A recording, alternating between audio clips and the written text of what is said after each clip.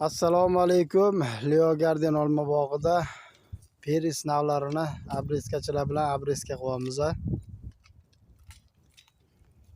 Kesilayotgan yo'nalishimiz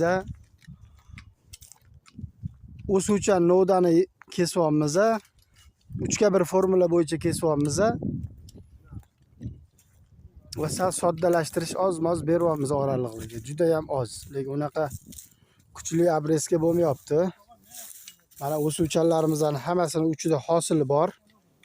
O'suvchanni ham uchiga qarab mana bunaqa kurtigi borlarini 100% da qoldiryapmiz. Shuhrat ham kelganda novdani uchiga chiqib ketib hosil deyotgandilar. Ana hammasini uchida hosili bor. Kesmayapmiz bunaqalarni. Tik novdalarni faqat kesyapmiz.